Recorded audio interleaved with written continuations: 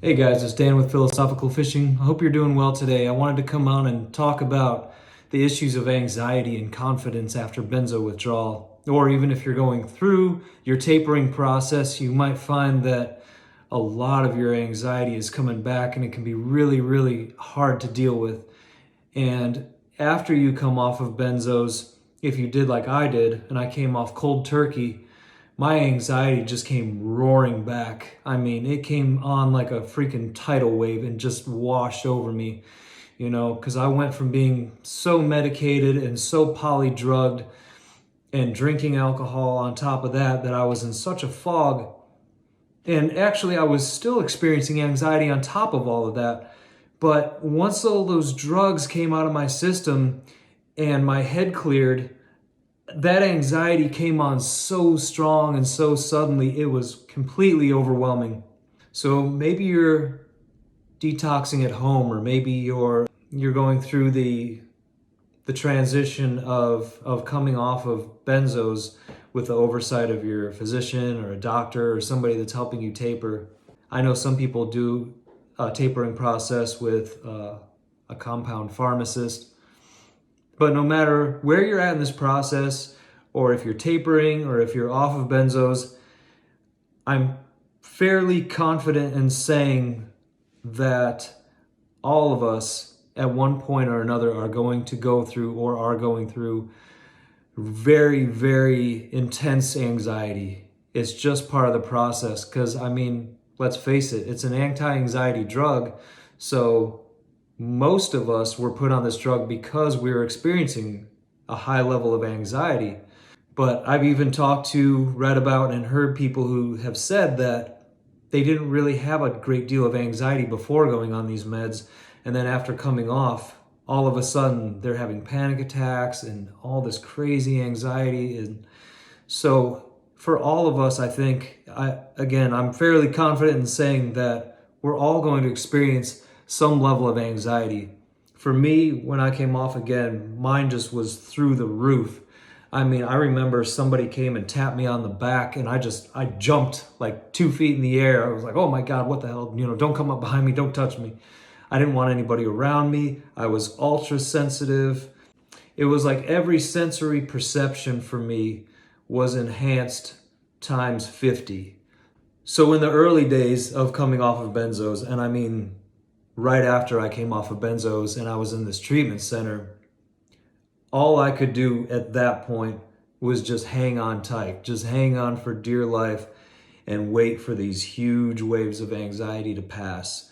And for at least about 24 to maybe 48 hours or longer, I was just kind of curled up in a ball on my bed in my treatment center with my hoodie up around my head, and I was just putting on music on my earbuds, and that's all I could do was just freaking hang on, man. But as the weeks went on and as the months went on, you know, I got out of this treatment center and after a few months I went back home after doing an outpatient treatment. And I had to find a way to start living life again without the use of drugs and without the use of benzos, because I knew I couldn't go back on the benzos. I knew that was a dead end, obviously, because I'd been down that road too many times. So now it was a matter of, okay, what do I do?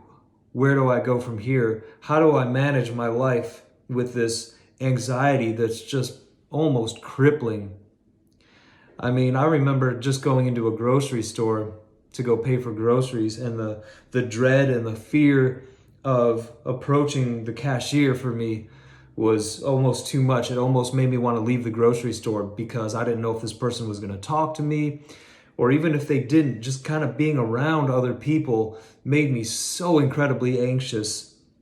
And I knew that it was because of the drugs. I knew that it was because of this chemical anxiety that I was experiencing and whatever the benzodiazepines had done to my nervous system and to my brain. I knew that it was all related. The scary part was I just didn't know if it was ever going to let up. And that thought would sometimes just about drive me insane, because you can start thinking Am I ever going to feel good again? Is this anxiety ever going to go away? Am I ever going to feel normal again?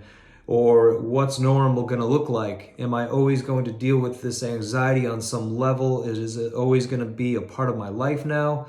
Or can I actually get past this? Can I heal from this? Can I actually get to a place where this anxiety leaves me and I feel normal like I once did maybe in my life?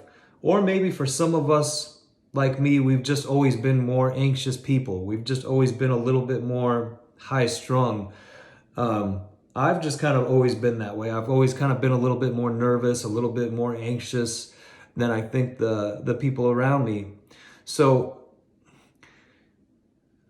what I want to do and what I want to speak about, and I think it's important that I share some of my experiences so that you guys know that we can relate to each other and that you know I've been through it, man. I'm not somebody who's just talking theory without the experience. You know, having been on 5 milligrams of Klonopin a day and taking benzos for over 13 years and simultaneously detoxing from benzos, Suboxone, and 4 or 5 other psych meds, cold turkey, I can tell you that it almost killed me. And the anxiety that I had afterwards for a long time was very, very, really hard. It was something that I don't know if I could ever go through again and live through it. It was, I really believe it probably took years off of my life. But having said all that, I'm here to offer hope and to let you know that it does get better. Now, I've been off of benzos for 7 years. And the first few years, especially the first 9 months to a year, were really, really hard for me. I went back to work at about 6 months off of benzos, and I didn't think I was going to be able to do it. I really didn't. I found a job at a hardware store, and I went back to work there part-time. And it was no big deal. I was just mixing paint for people and selling paint.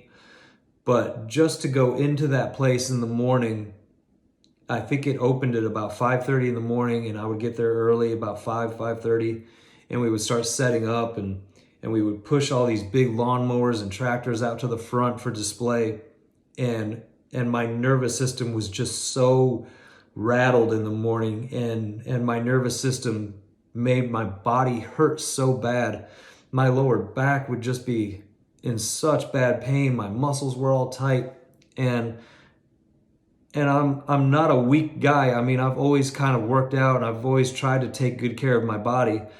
But just to push these lawnmowers out the front door and get them set up in the morning was almost more than I could do. It was just so hard for me, and my muscles hurt so bad from doing it. You know, but my shifts weren't that long. They were maybe 4, 5, 6 hours, maybe 8 hours at the longest some days. And I quickly learned that, okay, I can do this. It was just a matter of expanding just a little bit outside my boundaries and my safe zone. And for me, it was a matter of I had to go back to work. I wasn't getting unemployment. I wasn't getting Social Security. I wasn't getting money from anywhere else. So at 6 months, my money was running out, and I had to go do something. And so luckily, I found this part-time job. And like I said, I had a great deal of fear going into it. I didn't think I was going to be able to do it. My memory was so shot.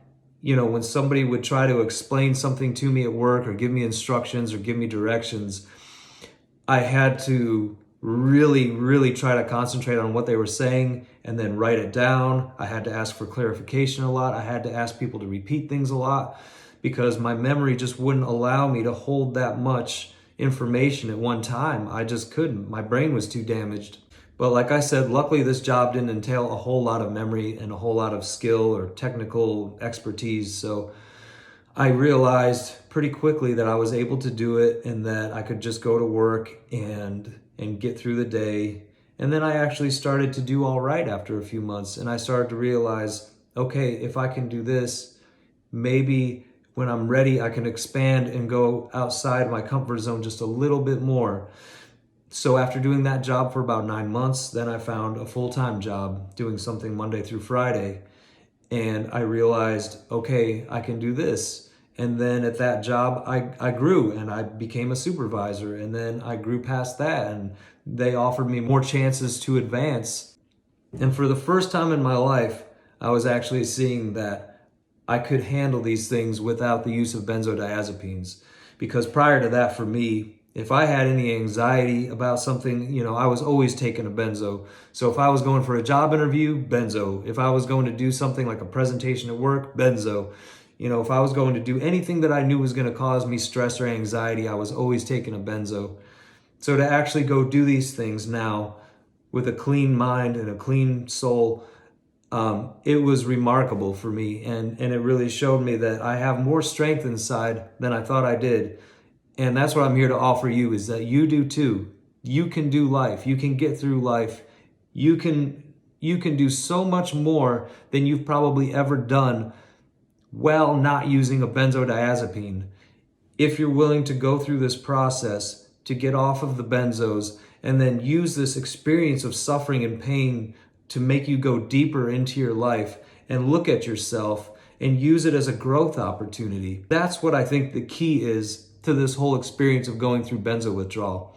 As horrific and torturous and painful as it is, and I know we all have different circumstances in our lives. Some of us have a lot of support at home. Some of us have a little. Some of us have none, and we're just going through it. Some of you, I know, man, my hearts go out to you. Your lives are falling apart right now, and there's things looming on the horizon, such as, death in the family or divorce or separation or so much stuff, guys.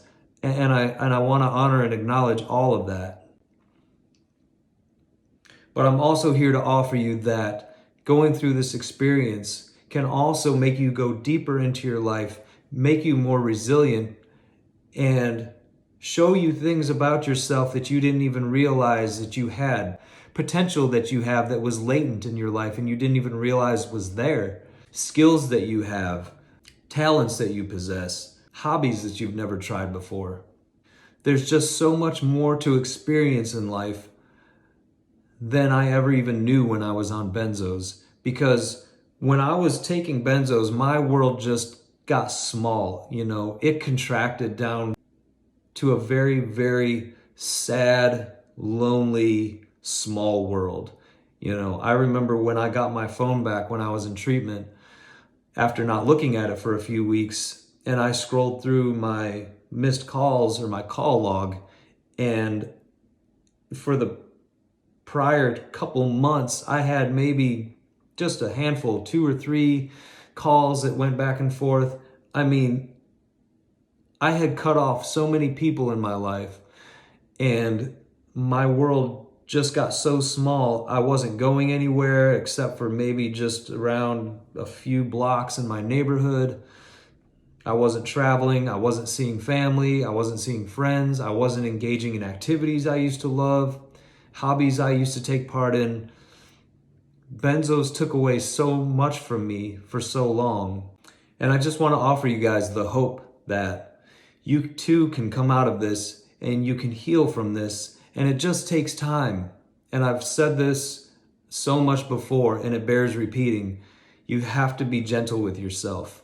You've got to go easy on yourself because you're going through so much already. Your body is taking such a beating. Your brain has taken such a beating. Your spirit has taken such a beating. You need time to heal from all of this. And don't look at somebody else's timeline, or don't look at my timeline and say, oh, well, Dan got better, in 9 months or a year or 2 years or 3 years or whatever it is, or even 7 years. You can't put a timeline on it. We are all so different, and we all come from different places. We're different ages. We have different health issues. So what takes one person a certain amount of time to heal might take another person a totally different amount of time to heal. Even if those two people took the same drug for the same amount of time, cold turkey, whatever it is, it's so easy to freak yourself out while either tapering or after you've just come off of benzos and you're really, really damaged because your brain is wired differently. It's damaged, and your neurons are just like going nuts. You don't have those calming chemicals in your brain that you're supposed to have naturally. So minor inconveniences seem huge. Scary thoughts seem absolutely terrifying. So I encourage you, stay away from horror stories. There's so many of them out there. There's so many people saying, I'm not healing.